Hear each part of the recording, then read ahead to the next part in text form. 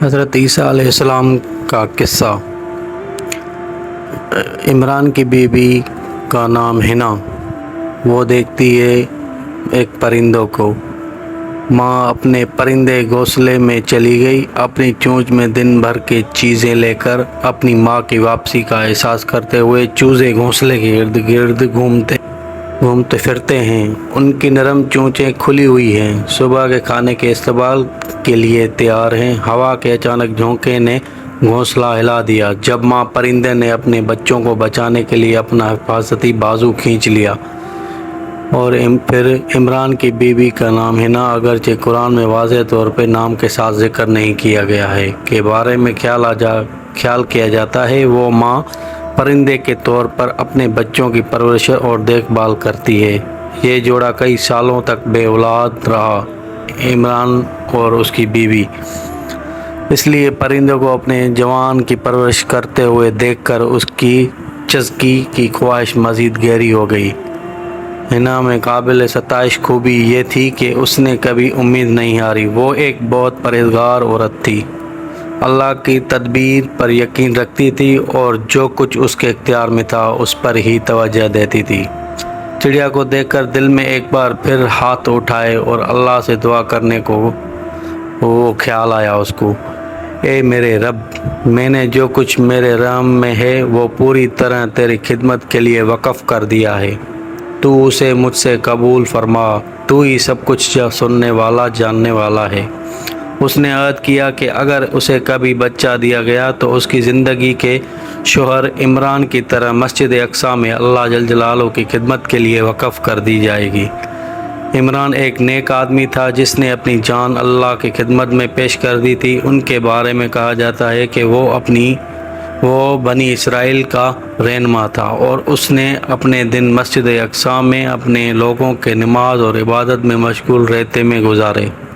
اللہ سبحانہ و تعالیٰ نے قرآن میں ذکر کیا ہے، بے شک اللہ نے آدم علیہ السلام، نوح علیہ السلام، حضرت ابراہیم علیہ السلام اور آل عمران کو ان کے زمانے کے تمام لوگوں پر چن لیا، اور اس طرح اللہ سبحانہ و تعالیٰ نے اس کی دعا کا جواب دیا اور جوڑے کو ایک بچہ عطا کیا، عمران اور اس کی بیوی کو۔ اگرچہ اللہ سبحانہ و تعالیٰ نے عمران کے بچے اور اس کی نسل کے لیے ایک عظیم مستقبل کے منصوبہ بندی کی تھی، عمران اپنے بچے کی پیدائش کو دیکھنے سے پہلے ہی انتقال کر گئے۔ جب بچہ پیدا ہوا تو عمران کی بیوی کو یہ جان کر قدر حیرت ہوئی کہ یہ لڑکی ہے۔ وہ ایک لڑکے کی توقع کر رکھی تھی، کیونکہ ایک لڑکا مسجد کے اندر فرائض کی ادائیگی کے لیے زیادہ موزوں ہوگا۔ وہ اللہ کے لیے اپنی نظر کیسے پوری کرے گی؟ سبحانہ و تعالیٰ، میرے رب، میں نے ایک لڑکی کو جنم دیا ہے اور مرد عورت کی طرح نہیں، لیکن اللہ سبحانہ و تعالیٰ سب سے باخبر ہے۔ بے شک وہ اچھی طرح جانتا تھا کہ یہ بچہ کس طرح اس کی خدمت کرے گا، اور یہ کسی بھی انسان کی سمجھ سے باہر ہے۔ حنا نے پیار سے اپنے بچے کا نام مریم رکھا۔ یہ نام اتنا ہی خوبصورت ہے جتنا کہ وہ بچے کی امید رکھتی ہے۔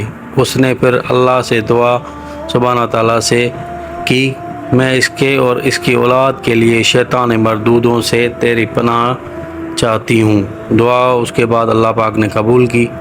شیطان مردود کے حوالے سے ہمیں رسول پاک صلی اللہ تعالیٰ علیہ وسلم نے بتایا ہے کہ جب بچہ پیدا ہوتا ہے تو شیطان اس کے جسم کے دونوں طرف 2 انگلیوں سے چھوتا ہے، جس سے بچہ رونے لگتا ہے۔ تاہم مریم اور عیسیٰ شیطان کے چھونے سے محفوظ رہے۔ اس نے کوشش کی اور ناکام ہو گیا کیونکہ وہ صرف نال کو چھو سکتا تھا۔ ایک دوسری حدیث میں حضرت مریم رضی اللہ تعالیٰ عنہ کا ذکر کرتے ہوئے رسول پاک صلی اللہ تعالیٰ علیہ وسلم نے فرمایا، بہت سے مردوں نے کمال حاصل کیا لیکن کسی عورت نے کمال حاصل نہیں کیا سوائے مریم بنت عمران اور فرعون کی بیوی آسیہ کے۔ حضرت بی بی مریم کی سرپرست اور کچھ حضور پاک صلی اللہ علیہ وسلم کی حدیث مبارک حوالے۔ اس میں جو بچہ بالغ ہونے سے پہلے اپنے والد کو کھو دیتا ہے اس سے یتیم سمجھا جاتا ہے، کمزور لیکن مستحق کے طور پر دیکھا جاتا ہے۔ ایسے بچوں کو پھلنے پھولنے کے لیے مدد کی ضرورت ہوتی ہے۔ قرآن مسلم کمیونٹی کے اس فرض کے بارے میں کہتا ہے کہ وہ غریبوں کی دیکھ بھال کرے۔ نیکی یہ نہیں کہ تم اپنا منا مشرق یا مغرب کی طرف پھیر لو۔ بلکہ نیکی یہ ہے کہ جو اللہ یوم آخرت فرشتوں کتابوں اور انبیاء پر ایمان لائے اور باوجود مال دولت سے نوازے، رشتہ داروں، یتیموں، مسکینوں، مسافروں سے اور غلاموں کو آزاد کرنے کے لیے نماز قائم کرنے اور زکوٰۃ دینے والوں سے اور فقر و تنگ دستی کے اور جنگ کے وقت صبر کرنے والے وہی ہیں جو سچے ہیں اور وہی لوگ ہیں جو پرہیزگار ہیں۔ نبی اکرم صلی اللہ علیہ وآلہ وسلم کا بچپن مشکل تھا۔ اپنی زندگی اوائل میں ہی اپنے والدین دونوں کو کھو بیٹھے۔ انہوں نے بہت سے احادیث میں یتیم کی دیکھ بھال کی اہمیت اور ثواب پر بھی زور دیا۔ مثلاً ایک حدیث میں آپ صلی اللہ علیہ وآلہ وسلم نے فرمایا، مسلمان کا وہ مال مبارک ہے جس میں سے وہ غریبوں، یتیموں اور مساکین کو دیتا ہے۔ صحیح بخاری 1465۔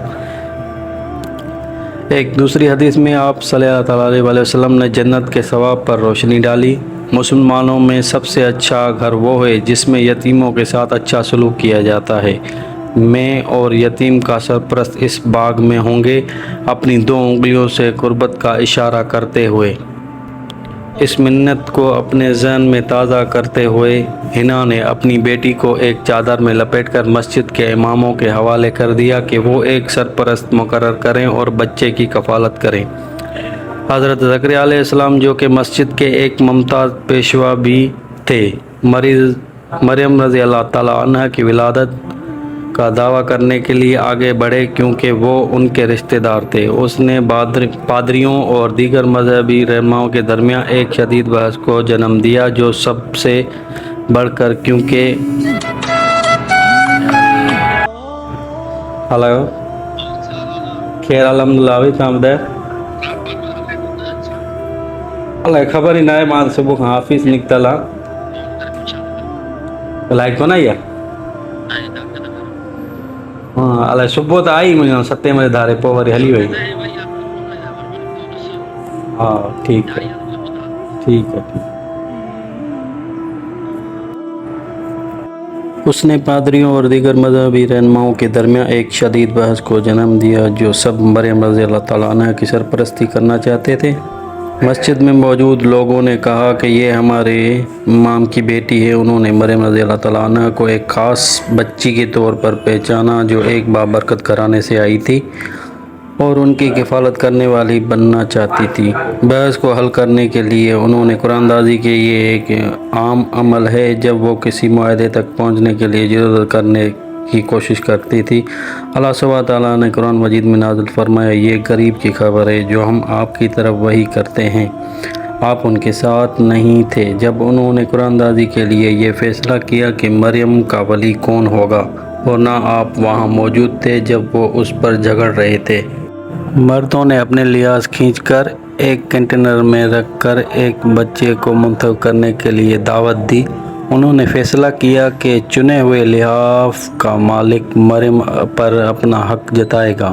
اللہ سبحانہ تعالیٰ کی مرضی سے حضرت زکریا علیہ السلام کی لحاف کو چنا گیا، تاہم اس سے دعوے دار مطمئن نہیں ہوئے، اس لیے انہوں نے فطرت کو صحیح سرپرست کا انتخاب کرنے کا فیصلہ کیا۔ پادریوں نے لحاف کو ایک ندی میں رکھ دیا، یہ حکم دیا کہ پانی کے بہاؤ کے خلاف مزاحمت کرنے والا آخری لحاف سرپرستی کا دعویٰ کرے گا۔ اللہ سبحانہ و تعالیٰ کی لامحدود قدرت سے حضرت زکریا علیہ السلام کا لحاف اپنی جگہ پر تیرتا رہا اور باقی پانی کے ساتھ حرکت کرتا رہا۔ پادریوں کو پھر بھی یقین نہیں آ رہا تھا۔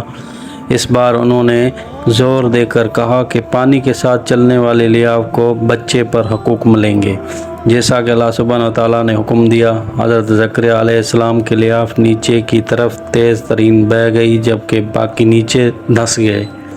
اس طرح مرد زکریا علیہ السلام سے مزید انکار نہیں کر سکتے تھے اور مریم رضی اللہ تعالیٰ عنہ ان کی حفاظت میں آ گئی۔ اللہ سبحانہ و تعالیٰ فرماتے ہیں، تو اس کے رب سے اسے بڑی مہربانی سے قبول کیا اور اس ایک خوشگوار پرورش سے نوازا، اسے زکریا کے سپرد کر دیا۔ مسجد اقصی میں پروان چڑھنا۔ حضرت زکریا علیہ السلام مسجد اقصی کے امام تھے اور اپنے زیادہ تر ایام وہاں اللہ کی خدمت میں گزارتے تھے۔ اللہ سبحانہ تعالیٰ انہوں نے صرف مریم رضی اللہ تعالیٰ عنہ کے لیے ایک علیحدہ حجرہ بنایا تھا تاکہ وہ انہیں وہاں پڑھائے اور عبادت میں اکیلا چھوڑ سکیں۔ ان کے حجرے میں حضرت زکریا علیہ السلام کے علاوہ کسی کو داخل نہیں دیا گیا تھا۔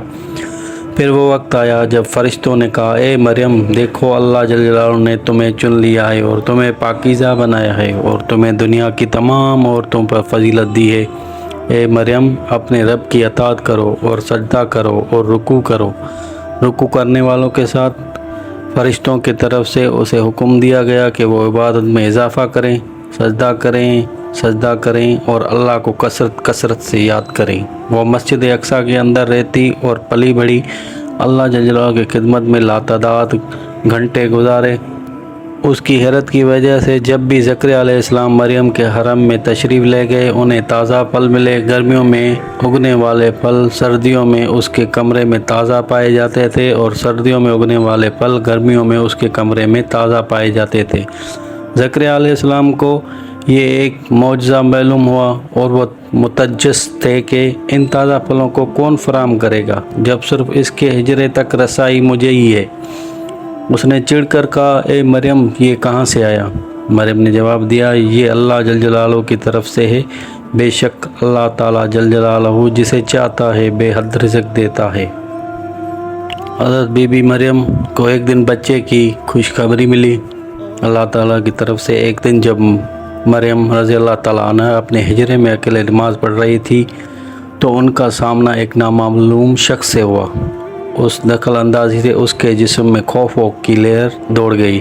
اس کا دل دھڑک رہا تھا کیونکہ وہ اس شخص کے ارادوں کو نہیں جانتی تھی۔ کیا وہ اسے نقصان پہنچانے کے لیے یہاں آیا تھا؟ اور اسے اس کمرے تک کیسے رسائی دی گئی؟ اس کی حرمت کو کسی بھی بیرونی سے محفوظ رکھا گیا تھا؟ صرف زکریا علیہ السلام کو داخلے کی اجازت تھی، باقی دوسرا شخص کیسے آیا؟ وہ سوچ میں پڑ گئی۔ اس نے پھر دعا کی اللہ جل جلالہ سے اور کہا میں تجھ سے نہایت رحم کرنے والی کی پناہ مانگتی ہوں، بس اگر تم پرہیزگار ہو تو مجھے چھوڑ دو۔ اس کھڑا ہوا آدمی نے اطمینان سے جواب دیا میں تمہارے رب کا پیغام دینے والا ہوں۔ قرآن پاک نے انسان کی شناخت واضح کرتے ہوئے کہا ہے کہ ہم نے اس کے پاس اپنا روح فرشتہ حضرت جبرائیل علیہ السلام بھیجا اور وہ ہر لحاظ سے ایک مرد کی شکل میں اس کے سامنے حاضر ہوا۔ چنانچہ یہ اللہ سبحانہ و تعالیٰ ہی تھا جس نے اپنے فرشتے کو بشارت دے کر بھیجا تھا۔ اس نے اسے یہ بتاتے ہوئے جاری رکھا کہ اسے ایک پاکیزہ بیٹے کی نعمت کا اعلان کرنے کے لیے بھیجا گیا تھا۔ خالص ایک نیک بیٹے کی علامت ہے جو تمام خطاؤں اور گناہوں سے پاک ہے۔ اس کو یہ لمحہ سورۃ آل عمران آیت 46-45 میں بھی بیان ہوا ہے۔ اور جب فرشتوں نے کہا اے مریم اللہ سبحانہ وتعالیٰ تمہیں اپنی طرف سے ایک حکم کی بشارت دیتا ہے کہ اس کا نام مسیح عیسیٰ ابن مریم ہوگا، وہ دنیا و آخرت میں عزت والا ہوگا، اللہ کے مقربوں میں سے ہوگا اور وہ آدمیوں سے گوارے میں بات کرے گا اور بعد میں جب وہ بالغ ہو جائے گا اور یقیناً نیک لوگوں میں سے ہوگا۔ حضرت بی بی مریم پریشان ہو کر اللہ کہتی ہے میرے ہاں لڑکا کیسے پیدا ہو سکتا ہے جب کہ مجھے کسی مرد نے چھوا تک نہیں اور نہ ہی میں کبھی بدکار رہی ہوں۔ اور جبرائیل علیہ السلام نے جواب دیا ایسا ہی ہوگا، تیرا رب فرماتا ہے یہ میرے لیے آسان ہے اور ہم اسے لوگوں کے لیے نشانی اور اپنی طرف سے رحمت بنانے کے لیے کریں گے، یہ طے ہو چکا ہے۔ اس دنیا میں اللہ کی طرف سے 2 مرتبہ بھی ایسی پیدائش ہوئی ہے۔ ایک حضرت آدم علیہ السلام کو اللہ پاک نے پیدا کیا تھا، نہ اس کا باپ تھا نہ اس کی ماں تھی۔ اس کے علاوہ حضرت عیسیٰ علیہ السلام کو پیدا کیا، نہ اس کا باپ تھا۔ تو آگے چلتے ہیں۔ بے شک اللہ کے نزدیک عیسیٰ کی مثال آدم کی سی ہے، اس کو مٹی سے پیدا کیا، پھر اس سے کہا کہ ہو جا اور وہ تھا، ہو جاتا۔ جس طرح اللہ سبحانہ تعالیٰ نے موجزانہ طور پر آدم علیہ السلام کو بغیر باپ اور ماں کے پیدا کیا، اسی طرح عیسیٰ علیہ السلام کو بغیر باپ کے پیدا کیا۔ اسلام میں عیسیٰ علیہ السلام کو خدا کا بیٹا نہیں سمجھا جاتا جیسا کہ وہ عیسائی عقیدہ میں ہیں۔ قرآن کہتا ہے کہ حضرت عیسیٰ علیہ السلام کو معجزانہ پیدائش اور مشترکہ صفات کی معنی میں آدم کی طرح بنایا گیا تھا، تاہم عیسائی آدم علیہ السلام کو پہلا انسان تسلیم کرتے ہیں اور دونوں مذاہب کے درمیان اتفاق ہے کہ وہ مٹی اور گارے سے بنایا تھا۔ ایک صورت میں بھی بتایا گیا ہے جب اللہ سبحانہ تعالیٰ نے اسے پیدا کیا تو اس میں روح پھونکی اور فرشتے اس کے آگے سجدہ ریز ہوئے، لہذا اگر آدم علیہ السلام معمول کے مطابق پیدا نہ ہوئے ہوں اور ان کا مرتبہ بلند نہ کیا گیا ہو تو یہی منطق عیسیٰ علیہ السلام پر لاگو ہونی چاہیے۔ انسانی فطرت کے لیے یہ ماننا عام ہے کہ وہ جس چیز کی پیروی کرتے ہیں وہ دوسروں سے برتر ہے۔ اسلام میں یہ تسلیم کیا جاتا ہے کہ ہر نبی کو اللہ کا پیغام پہنچانے کے لیے خصوصی تحفے یا معجزات سے نوازا گیا تھا جو وہ تاریخ کے دور میں رہتے تھے۔ تاہم ان کے پیروکاروں نے اپنے نبی کے معجزات کو بہت زیادہ اہمیت دی اور کوشش کی ان کے بعد آنے والے یا ان سے پہلے آنے والے انبیاء کو بدنام کرنا یا جھٹلانا، اور ہم دیکھتے ہیں کہ موسیٰ علیہ السلام کے ماننے والے عیسیٰ علیہ السلام کو بدنام کرتے ہیں اور انہیں خدا کا نبی ہونے کا انکار کرتے ہیں۔ اپنے لیڈر کو بلند کرنے کے لیے یہ رجحان بالکل ایسے لیے یہ کہ نبی کریم صلی اللہ علیہ وسلم نے خبردار کیا، جیسا کہ صحیح البخاری 3445 میں درج ہے، میری تعریف میں مبالغہ نہ کرو جیسا کہ عیسائیوں نے ابن مریم کی تعریف کی ہے۔ میں تو صرف ایک بندہ ہوں، لہذا مجھے اللہ کا بندہ اور اس کا رسول کہو۔ قرآن مجید میں اللہ سبحانہ و تعالی ہماری رہنمائی فرماتے ہوئے فرماتے ہیں، اے مسلمانوں، ان سے کہو کہ ہم اللہ پر ایمان لائے اور اس ہدایت پر جو ہم پر نازل ہوئی اور جو ابراہیم علیہ السلام، اسماعیل علیہ السلام، اسحاق علیہ السلام اور یعقوب علیہ السلام اور ان کی اولاد کی طرف بھیجی گئی، اور جو ان کے رب کی طرف سے موسیٰ اور عیسیٰ کو دی گئی۔ دوسرے تمام انبیاء کے ساتھ ہم ان میں سے کسی کے ساتھ امتیازی سلوک نہیں کرتے، اور ہم مسلمان ہونے کے ناطے اللہ کے سامنے سر تسلیم خم کر چکے ہیں۔ مریم نے پیدائش کے لیے خود کو الگ کر لیا۔ شہر کے لوگوں کی کہانیوں سے خوفزدہ ہو کر ایک بچے کو شادی سے دور لے جانے کی وجہ سے مریم نے بچے کی پیدائش تک خود کو الگ تھلگ رکھنے کا فیصلہ کیا، کیونکہ اس کو بنا شوہر کے کیسے بچہ ہو سکتا ہے، اس لیے وہ الگ رہنے چلی گئی۔ اگرچہ وہ جانتی تھی کہ وہ ایک خدائی فریضہ ادا کر رہی ہے، لیکن لوگوں کا سامنا کرنے کی پریشانی اس کے دماغ کو دن رات کھا جاتی تھی۔ ہر کوئی جانتا تھا کہ وہ ایک معجزہ خاندان سے ہے، اور اس کے والد اور والدہ دونوں نیک لوگ تھے جنہوں نے اپنی زندگی ایک سچے خدا کی عبادت کے لیے وقف کر دی تھی۔ جب لوگوں کو پتہ چلا کہ اس کا کوئی شوہر نہیں ہے تو ان کا رد عمل کیا ہوگا؟ جب وہ بچے کے والد کے بارے میں پوچھیں گے تو وہ انہیں کیا بتائے گی؟ کچھ مہینوں کے بعد مریم رضی اللہ تعالیٰ عنہ مزید ذہنی دباؤ پر قابو نہ رکھ سکی۔ مستقبل کے فکر میں مبتلا ہو کر اس نے ناصرت کو چھوڑ دیا۔ وہ اس کے ساتھ ایک دور دراز جگہ چلی گئی۔ وہ زیادہ دور نہیں گئی تھی جب وہ ولادت کے درد سے دوچار ہوئیں۔ آخرکار اس کے معجزاتی بچے کی پیدائش کا وقت آ گیا۔ اکیلے اور بے پناہ درد میں اس نے خود کو جنم دینے کے لیے کھجور کے درخت کے نیچے بسایا۔ حضرت مریم رضی اللہ تعالیٰ عنہ نے اپنے بیٹے کے طرف جھک کر دیکھا تو ان کا خوف مزید شدت اختیار کر گیا، اور وہ پریشانی سے پکار اٹھی، کاش میں اس سے پہلے مر جاتی اور سب بھول جاتی۔ یہ چیخ و پکار اس بے پناہ جذباتی بوجھ کی عکاسی کرتی ہے جو اس نے اٹھائی تھی۔ ولادت کے تکالیف، شوہر کے بغیر اکیلے بچے کی پرورش کا مشکل کام، اور اسے چھوڑنے کر تنہائی میں رہنے پر مجبور کیا گیا تھا۔ عبادت گزاروں میں اس کی عزت کی حیثیت کے باوجود اسے فیصلے کا سامنا کرنا پڑا، اور وہ جانتی تھی کہ لوگ اس پر یقین نہیں کریں گے۔ یہ سارے جذبات اس لمحے ٹوٹ کر گر گئے۔ اچانک سے آواز سنائی دی، غم نہ کرو کیونکہ تمہارے رب نے تمہارے نیچے سے پانی کی ایک نہر جاری کر دی ہے۔ کھجور کے تنے کو اپنے طرف ہلاؤ، تازہ اور پکی کھجوریں تم پر گر پڑیں گی، سو کھاؤ پیو اور آنکھ ٹھنڈی کرو۔ اگر تم کسی شخص کو دیکھو کہ اس سے کہے، بے شک میں نے رحمان و رب کے لیے روزہ کی نظر مانی ہے، اس لیے آج میں کسی سے بات نہیں کروں گی۔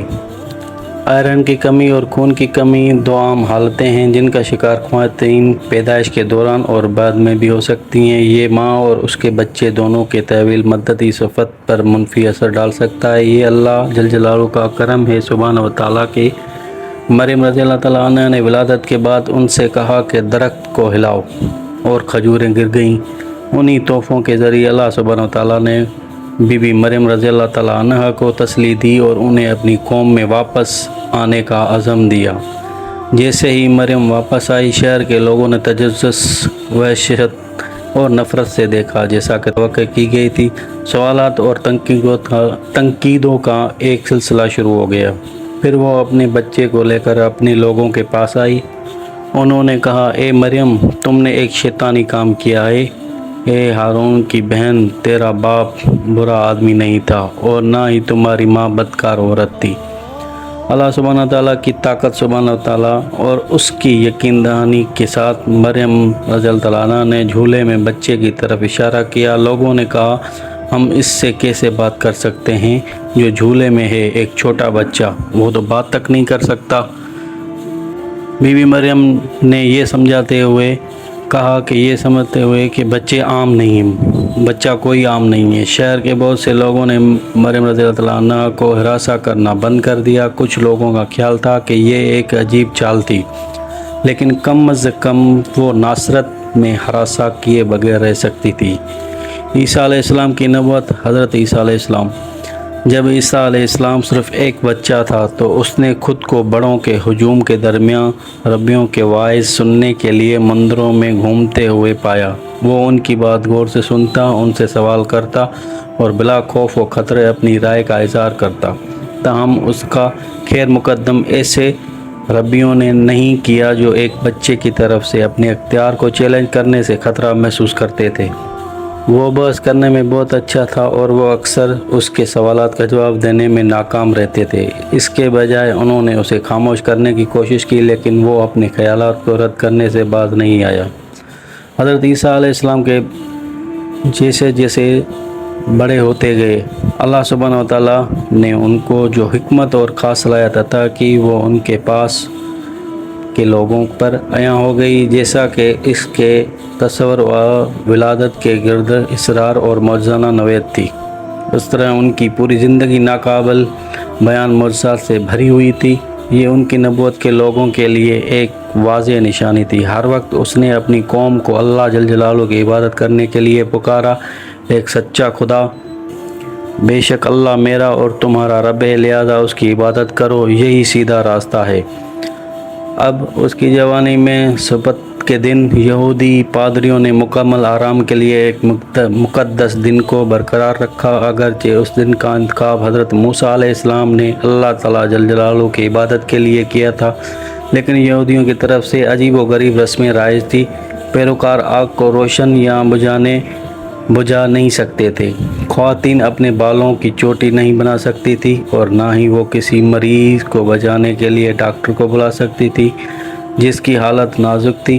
اس دن عیسیٰ علیہ السلام، جو سپتے کے بظاہر مقدس طریقوں سے بخوبی واقف تھا، ایک بھوکے بچے کو کھانا کھلانے کے لیے پھل چنتا تھا اور ایک بوڑھی عورت کو گرم رکھنے کے لیے آگ جلاتا تھا۔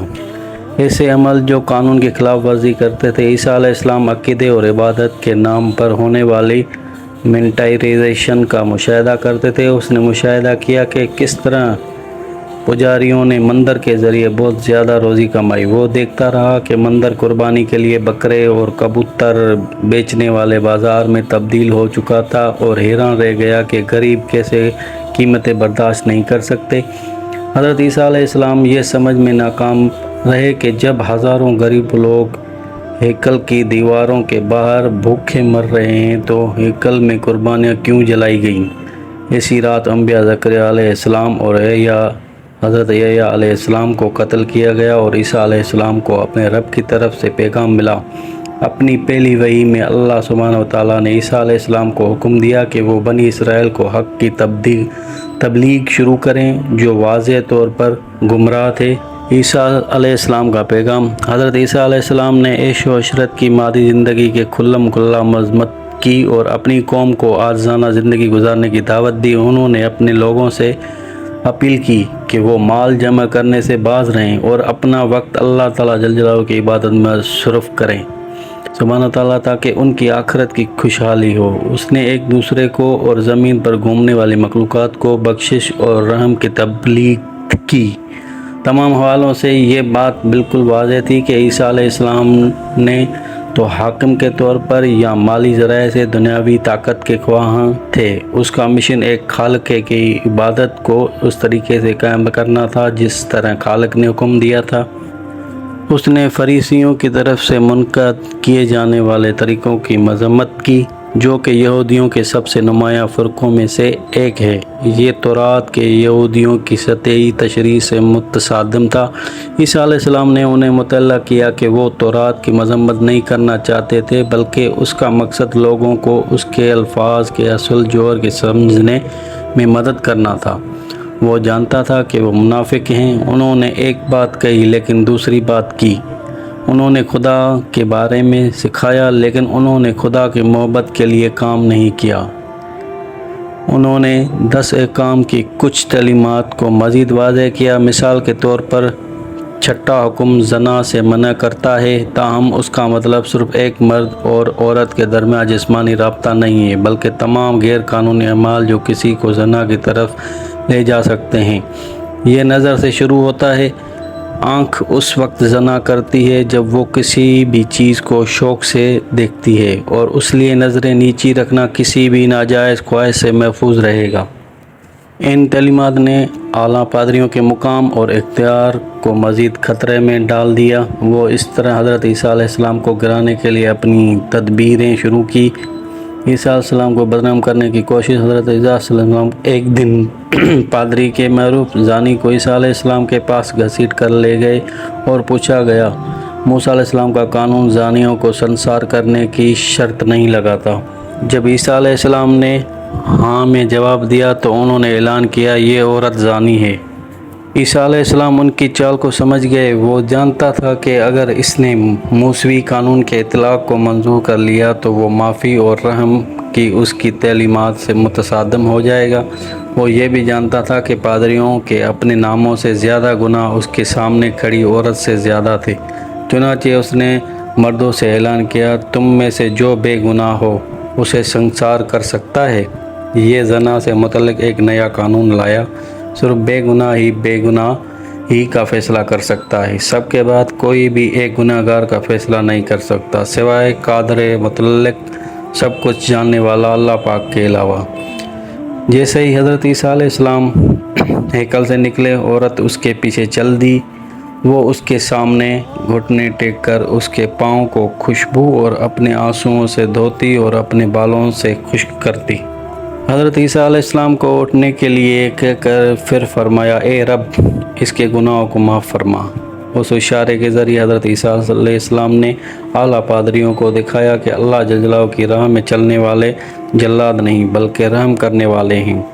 عیسیٰ علیہ السلام کا معجزہ کا تحفہ۔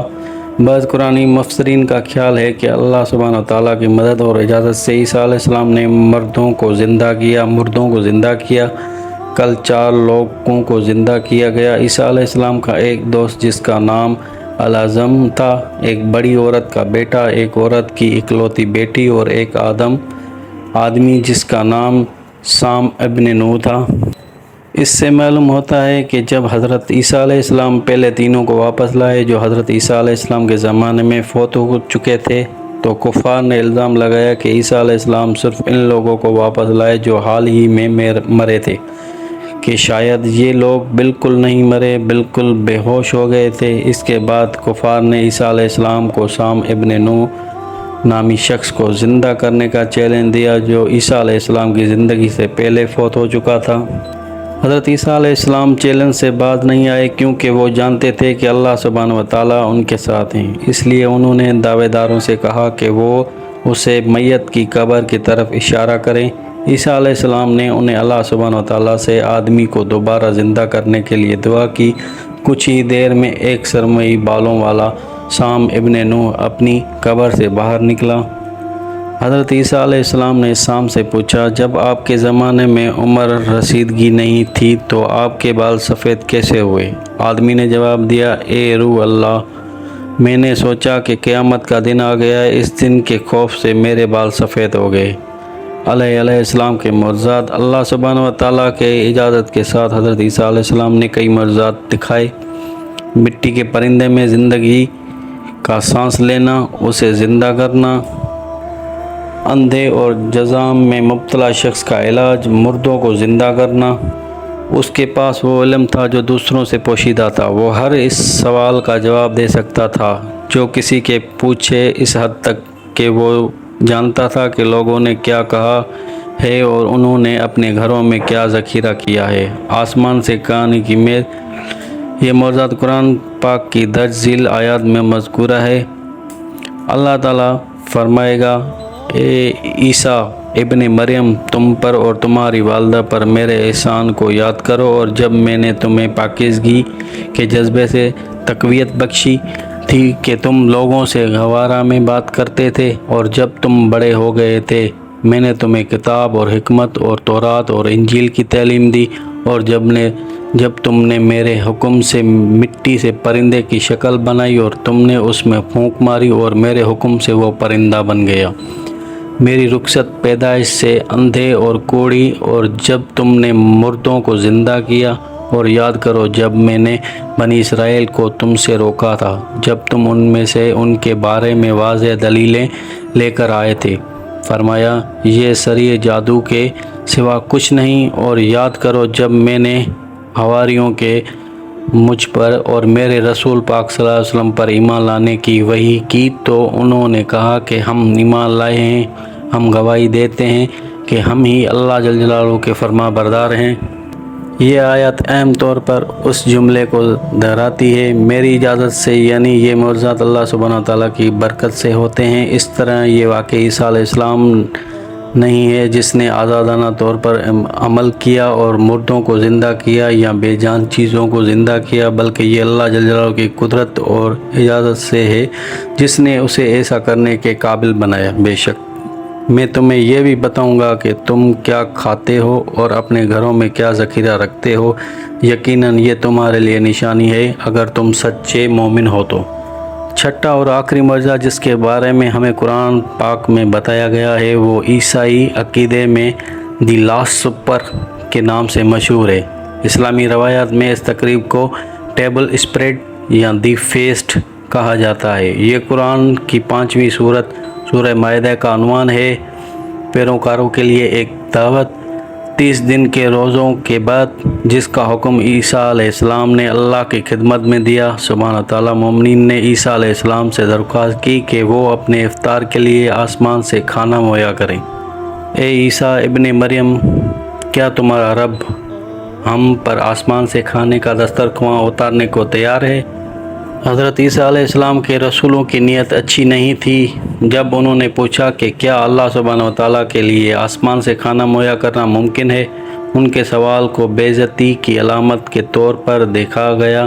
اللہ کی صلاحیت کو چیلنج کرنا، اور نبی کریم صلی اللہ علیہ وسلم سے ایک اور معجزہ مانگا کیونکہ ان میں ایمان کی کمی تھی۔ اس کو سابقہ آیات کے تناظر میں دیکھا جاتا ہے جس میں عیسیٰ علیہ السلام کے تمام مختلف نشانیوں اور معجزات پر روشنی ڈالی گئی۔ اس ناشکری نے عیسیٰ علیہ السلام کو ان کی سرزنش کرتے ہوئے کہا، اللہ سے ڈرو اگر تم واقعی مومن ہو۔ انہوں نے عرض کیا، ہم چاہتے ہیں کہ اس میں سے کھائیں اور ہمارے دلوں کو تسلی دیں اور جان لیں کہ آپ ہمارے ساتھ سچے ہیں اور اس کے گواہوں میں شامل ہیں۔ چنانچہ حضرت عیسیٰ علیہ السلام نے پکارا، اے اللہ ہمارے رب، ہمارے لیے آسمان سے ایک دسترخواں بھیج دے جس میں ہمارے لیے عید ہو، ہم میں سے اول آخر، اور اپنی طرف سے نشانی کے طور پر ہمیں رزق عطا فرما، بے شک تو بہترین رزق دینے والا ہے۔ اللہ سبحانہ و تعالیٰ نے جواب دیا، میں اسے تم پر ضرور نازل کروں گا، پھر تم میں سے جو کافر ہوگا اس کو میں ایسا عذاب دوں گا جس سے میں دنیا میں کسی کو نہیں دوں گا۔ یہ ایک تنبیہ کے طور پر آیا، نعمت جتنی اچھی ناشکری کی لعنت اتنی بری۔ جب اللہ سبحانہ تعالیٰ کسی شخص کو اپنے تحفے عطا کرتا ہے تو یہ امتحان ہوتا ہے کہ آیا ہم شکر گزاروں ہوں گے اور اس کی نشانیاں دیکھیں گے یا نہیں۔ یہ موسیٰ علیہ السلام کے قصے سے خضر کا امتحان تھا۔ آسمانی اور اس طرح اللہ کے حکم سے سبحانہ وتعالی حضرت عیسیٰ علیہ السلام کو پیروکاروں کو جنت کے کھانوں کے ساتھ ایک شاندار دعوت دی گئی۔ اس کا تعلق یہ ہے کہ ہزاروں لوگوں نے آسمان سے نازل کردہ کھانا کھایا لیکن پھر بھی وہ اسے کبھی ختم نہیں کیا۔ اس کے بعد عیسیٰ علیہ السلام کی مصلوبیت جب بھی اللہ سبحانہ و تعالیٰ نے اپنے رسولوں کو اس دنیا میں بھیجا تو اکثر ان سے کفر اور انکار کا سامنا کرنا پڑا۔ ان پیغمبروں کو ڈرانے دھمکانے اور غنڈہ گردی کے ہتھ کنڈوں کے ذریعے اپنی مخلصانہ دعوتوں کے خاموش کرنے کی کوششوں کا سامنا کرنا پڑا۔ تاہم جب یہ کوششیں لامحالہ ناکام ہوئیں تو انہوں نے اپنے پیغام کو ختم کرنے کے لیے تشدد کا سہارا لیا۔ رسول پاک صلی اللہ علیہ وآلہ وسلم کا معاملہ بھی اس سے مختلف نہیں تھا۔ جیسا کہ عیسیٰ علیہ السلام کے مذہب نے مزید پیروکاروں کو اپنی طرف متوجہ کرنا شروع کیا، اعلیٰ پادریوں کو ان کے گھٹتے ہوئے اثر و رسوخ کا خوف بڑھتا گیا۔ انہوں نے اپنے ادارے کو ممکنہ خطرہ دیکھا۔ نتیجے کے طور پر انہوں نے اس کے خلاف سازش کی، اس پر جادو ٹونے، موسوی قانون کے خلاف ورزی اور شیطان کے ساتھ بیعت ہونے کا الزام لگایا۔ توبہ نعوذ باللہ۔ جب عیسیٰ علیہ السلام پر بہتان لگانے اور بدنام کرنے کی یہ تمام کوششیں ناکام ہوئیں تو انہوں نے اپنی کوششیں تیز کر دیں۔ انہوں نے ان کی موت کی سازش کی کے لیے خفیہ ملاقاتیں کی۔ یہاں وہ ایک منصوبہ کے ساتھ آئے تھے چونکہ ان کے پاس موت کی سزا دینے کا اختیار نہیں تھا۔ اس لیے پادریوں نے رومی گورنر کو قائل کرنے کا فیصلہ کیا کہ عیسیٰ علیہ السلام رومی سلطنت کی سلامتی کے لیے خطرہ ہیں۔ ان دعووں سے گھبرا کر اور کوئی خطرہ مول لینے کے تیار نہ ہونے پر گورنر نے حضرت عیسیٰ علیہ السلام کی گرفتاری کا حکم دیا۔ یہ خیال کیا جاتا ہے کہ عیسیٰ علیہ السلام کے شاگردوں میں سے ایک، جس کا نام یہوداہ تھا، اجلاس میں موجود تھا جب انہوں نے اسے قتل کرنے کی سازش کی۔ وہ بولا، اگر میں اسے تمہارے حوالے کر دوں تو تم مجھے کیا دو گے؟ کونسل نے چاندی کے کچھ شیکلز تجویز کیے اور وہ 30 شیکلز پر منعقد ہونے تک آگے پیچھے بات چیت کرتے رہے۔ نوٹ کریں، تاہم قرآن نے یہودی کی داستان کی حقیقت نہیں کی اور صرف اللہ سبحانہ تعالیٰ جانتا ہے کہ واقعی کیا ہوا ہے۔ شخص نے میٹنگ کی۔ بائبل کے مطابق فوج عیسیٰ علیہ السلام کو گرفتار کرنے آئی تھی۔ انہوں نے اسے کوڑے مارے، اسے تشدد کا نشان بنایا اور اس پر تھوکا۔ انہوں نے اس کے سر پر کانٹوں کا تاج رکھا تاکہ اس کا مذاق اڑایا جائے اور اس کی سلیب اڑائی جائے۔ اس نے پڑھا، جیسس آف ناصرت، یہودیوں کا بادشاہ۔ سرداروں اور بزرگوں نے پھر مذاق کیا۔ اس نے دوسروں کو بچایا۔ انہوں نے کہا، لیکن وہ اپنے آپ کو نہیں بچا سکتا، وہ اسرائیل کا بادشاہ ہے۔ اسے اب صلیب سے نیچے آنے دو اور ہم اس پر ایمان لائیں گے۔ وہ آہستہ آہستہ صلیب پر مر گیا۔ 3 دن بعد دوبارہ زندہ کیا گیا اور آسمان پر چڑھ گیا۔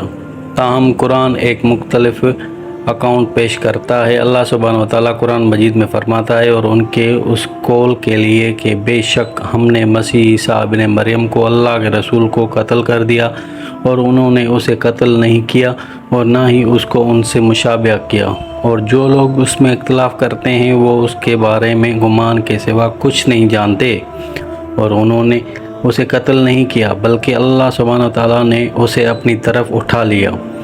مزید برآں سورہ آل عمران آیت 55 میں کہا گیا ہے، اور یہ اس کی تدبیر کا حصہ تھا جب اللہ تعالیٰ نے کہا، اے عیسیٰ، میں تمہیں یاد کروں گا اور تمہیں اپنی طرف اٹھاؤں گا اور تمہیں پاک کروں گا۔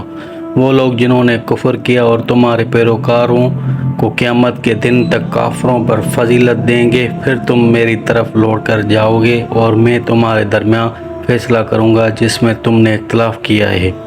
اسلامی عقیدہ یہ رکھتا ہے کہ عیسیٰ علیہ السلام کو اللہ جل جلالہ نے محفوظ کیا۔ بعض قرآنی مفسرین کا خیال ہے کہ یہ عیسیٰ علیہ السلام کا خیانت کرنے والا تھا جسے ان کے مشابہ بنایا گیا تھا اور اس کی جگہ مسلوب کیا گیا تھا، جبکہ عیسیٰ علیہ السلام کو آسمان پر اٹھایا گیا تھا۔